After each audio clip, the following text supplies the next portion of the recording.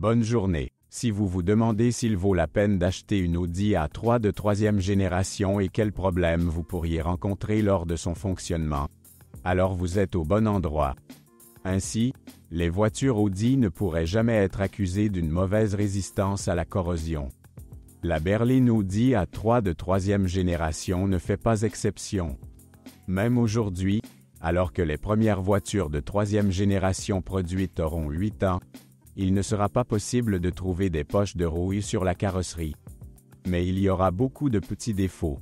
La fine couche de peinture se rit rapidement et le pare-brise souple s'use sensiblement après 5 à 6 ans d'utilisation intensive. Cependant, des problèmes similaires sont typiques de la première série de BMW et de la classe A de Mercedes-Benz. Il ne sera pas possible de trouver de traces sérieuses de rouille sur le fond.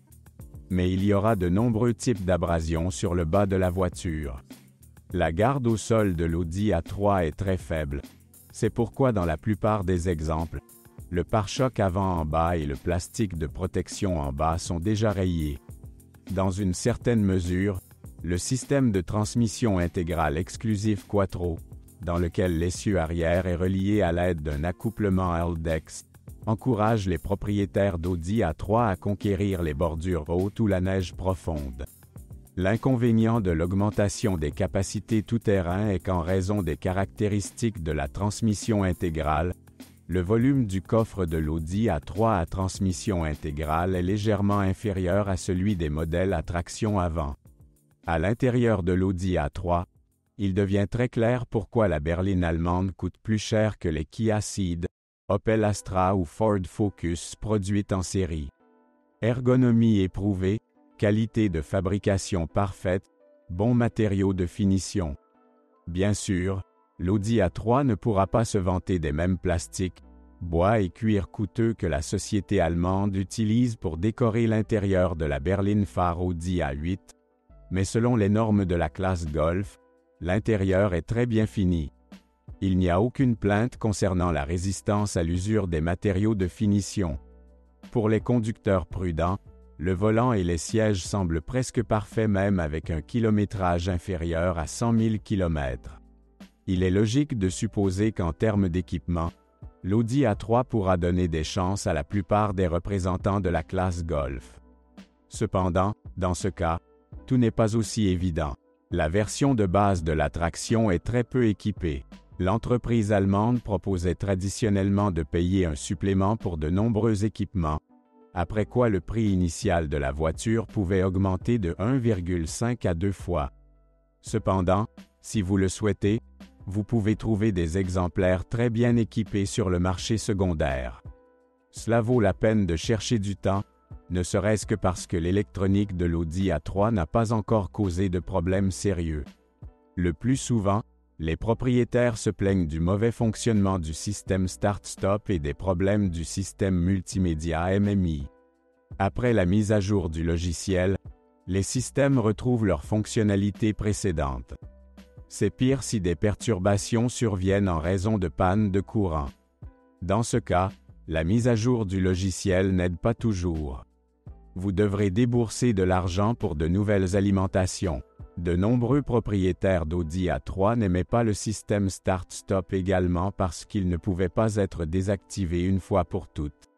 Le système peut être désactivé, mais une fois la voiture éteinte et redémarrée, elle recommencera à fonctionner. En milieu urbain, lorsqu'il faut éteindre la voiture plusieurs fois par jour, cela est carrément gênant. Beaucoup résolvent le problème de manière radicale. Ils reflashèrent le système, après quoi le « Start-Stop » est désactivé et n'est activé qu'à la demande du conducteur. Le revers de la médaille est la perte de la garantie officielle de la voiture en raison d'une interférence extérieure dans son logiciel. Cependant, pour les Audi A3 de 3e génération présentés sur le marché secondaire, ce problème n'est plus d'actualité en raison de l'expiration de la période de garantie. Un problème typique lié à l'âge de l'Audi A3 est l'endommagement du faisceau de câble dans la zone du couvercle du coffre. Dans ce cas, La voiture reste sans éclairage de plaque d'immatriculation arrière et le verrou qui verrouille le couvercle du coffre cesse de fonctionner. Ce problème est principalement typique des véhicules berlines, bien que cela ne puisse pas être complètement exclu pour les berlines Audi A3. La grande majorité des Audi A3 présentés sur notre marché secondaire embarquent sous le capot un moteur essence 1.4 TFSI turbocompressé. Selon les réglages et le degré de boost, il pourrait produire une puissance différente, mais cela n'a pas d'importance fondamentale du point de vue de la fiabilité. Si les premiers moteurs TSI et TFSI souffraient de nombreuses maladies infantiles, alors le groupe motopropulseur hérité de l'Audi A3 avec l'indice EA211 en est dépourvu. Les ingénieurs ont apporté de nombreuses modifications à la conception et, tout d'abord, ont remplacé la chaîne de distribution extensible par une courroie de distribution conventionnelle. En conséquence, les unités VAG de la famille A211 sont aujourd'hui considérées à juste titre comme l'une des meilleures de leur catégorie. De nombreux experts sont même enclins à croire que le moteur 1.4 TFSI peut être considéré comme le meilleur des groupes motopropulseurs introduits par Volkswagen au cours de la dernière décennie. Si vous respectez scrupuleusement les intervalles d'entretien, avant que le kilométrage n'atteigne 200 000 km, vous ne rencontrerez que des problèmes mineurs. Par exemple, avec des problèmes dans le système d'allumage. Le plus souvent, ils se produisaient pendant la période de garantie, à la suite de quoi les concessionnaires remplaçaient gratuitement les bougies d'allumage et les bobines d'allumage. Avec le moteur de base de la série EA211 d'un volume de 1,0 litre, toutes choses égales par ailleurs, il y a un peu plus de problèmes, mais sous le capot de l'Audi A3 c'est beaucoup moins courant. Cela est également pleinement vrai pour le moteur 1.2 TFSI. Au début, les propriétaires ont critiqué la courte durée de vie du contrôleur de turbine, mais même dans ce cas, la plupart des propriétaires d'Audi A3 ont réussi à remplacer la pièce défectueuse sous garantie. Au moment de leur apparition sur l'Audi A3, les groupes motopropulseurs turbocompressés 1.8 TSI et 2.0 TSI de la famille EA888 se sont également débarrassés de la plupart des maladies infantiles. Les ingénieurs ont finalement réussi à résoudre les problèmes d'augmentation de la consommation d'huile et de dépôt de carbone sur les soupapes d'admission. Le seul point faible que l'on peut citer est le module chargé de la régulation de la température. On le confond souvent avec un thermostat, mais ce n'est pas tout à fait vrai. La conception du module est beaucoup plus compliquée, ne serait-ce que parce qu'il comprend une pompe à eau. D'ailleurs, avec le moteur 2.0 TSI, la compacte Audi A3 se transforme en une voiture assez dynamique. En conséquence, les versions puissantes du troisième sont souvent conduites de manière très agressive. Cela entraîne à son tour un étirement prématuré de la chaîne de distribution. Vous devez absolument vérifier son état avant d'acheter un exemplaire d'occasion équipé d'un moteur turbo de 32 litres. De plus, remplacer la chaîne ne sera pas bon marché. Les Audi A3 diesel sont rares sur notre marché secondaire. Mais si vous privilégiez une faible consommation de carburant, vous pouvez certainement passer du temps à chercher une option diesel. Le moteur diesel de base est un 1.6 TDI disponible en plusieurs options de puissance. L'unité présente un bon équilibre entre puissance et consommation de carburant, mais, malheureusement, elle n'est pas sans plusieurs points faibles. Presque tous les propriétaires d'une Audi A3 équipée d'un moteur 1.6 TDI sont confrontés à une panne du capteur de suralimentation. Le point faible du moteur diesel de 1,6 litres peut être considéré comme la pompe à eau. Dans la plupart des cas, elle tombe en panne avant qu'il ne soit temps de remplacer la courroie de distribution. Souvent, la pompe commence à fuir un peu après un kilométrage de 50 à 60 000 km, après quoi les fuites ne font qu'augmenter. Au moment où le véhicule atteint 100 000 km, la grande majorité des propriétaires d'une Audi A3 équipée d'un moteur 1.6 TDI subissent des fuites dans la pompe à eau. En règle générale, En cas de remplacement, les mécaniciens installent une pompe modifiée, mais cela ne peut pas être qualifié d'idéal. En plus de la pompe, il est conseillé d'installer un nouveau kit de mécanisme de distribution de gaz. Il ne sert à rien de reporter cette opération à plus tard, car la procédure est très complexe et coûteuse. De ce fait, vous ne pourrez toujours pas faire d'économie en remplaçant d'abord la pompe puis en remplaçant le kit de distribution après plusieurs dizaines de milliers de kilomètres. Ce problème est également typique du moteur diesel 2.0 TDI, mais dans une bien moindre mesure. En revanche, le point faible du moteur diesel 2 litres est le tendeur de courroie de distribution. Si les règlements d'usine attribuent environ 200 à 210 000 km à la courroie de distribution, son tendeur résiste rarement à plus de 150 000 km.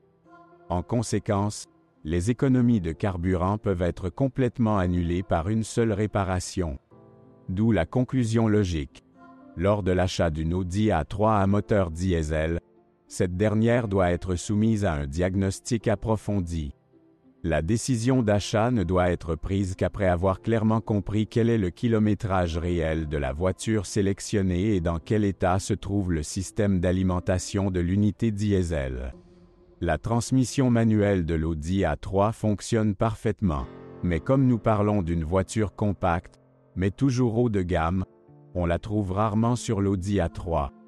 La plupart des exemplaires sont équipés de la transmission robotisée S-Tronic, qui, en termes techniques, est un analogue complet de la boîte de vitesse Volkswagen DSG.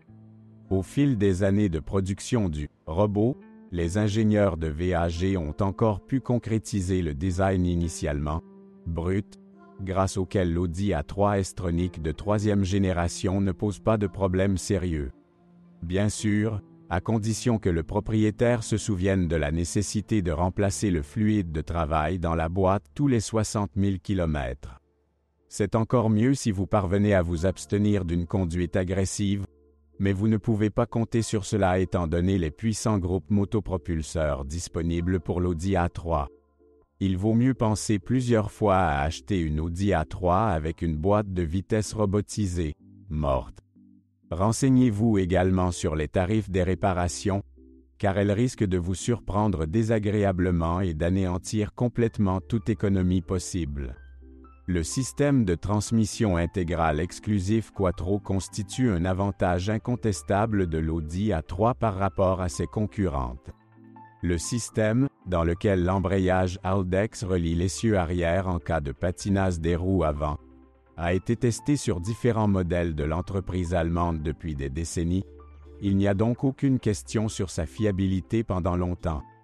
L'essentiel est de ne pas économiser sur le remplacement du fluide de travail tous les 30 000 km. Heureusement, selon les normes du segment premium, c'est assez bon marché. Il est tout aussi important de comprendre que Quattro ne transforme pas l'Audi A3 en crossover. L'essieu arrière reçoit du couple uniquement pour améliorer le comportement de la voiture sur des surfaces glissantes, et non pour démontrer des miracles de cross-country sur terrain accidenté. Il n'y a rien de compliqué dans la suspension de l'Audi A3 de troisième génération. Considérant que l'Audi A3 est construite sur la même plateforme que la Volkswagen Golf, techniquement les suspensions des deux modèles apparentés ne sont pratiquement pas différentes. Il n'y a pas de différence fondamentale dans le niveau de fiabilité des consommables. La durée de vie des jambes de force et des bagues stabilisatrices varie de 40 000 à 70 000 km. Lors de la conduite sur de mauvaises routes, les roulements de roues devront être remplacés après un kilométrage de 90 à 100 000 km. Avec une utilisation prudente sur des routes de bonne qualité, ils peuvent parcourir jusqu'à 130 000 à 140 000 km. Les blocs silencieux peuvent supporter les mêmes 130 000 km. Les rotules abandonnent un peu plus tôt, après un kilométrage de 100 à 120 000 km. La troisième génération de l'Audi A3 est apparue à un très bon moment. À cette époque, les ingénieurs de Volkswagen avaient réussi à moderniser sérieusement à la fois les groupes essence TSI-TFSI et les boîtes de vitesse robotisées S-Tronic. En conséquence, En termes de fiabilité, il est peu probable que l'Audi A3, techniquement assez complexe, soit inférieur aux berlines populaires, telles que la Ford Focus ou la Kia Ceed. Une autre chose est qu'à mesure que le kilométrage augmente, les coûts de réparation pour les propriétaires de l'Audi A3 et de la même Kia Ceed augmenteront à des rythmes différents. Quoi qu'on en dise, les groupes motopropulseurs et les transmissions complexes ne nécessitent pas d'entretien bon marché dès le premier entretien dans un garage, et encore moins de réparation. Si vous êtes propriétaire, assurez-vous de laisser un commentaire sur cette voiture. Votre avis aidera certainement les autres à choisir une voiture.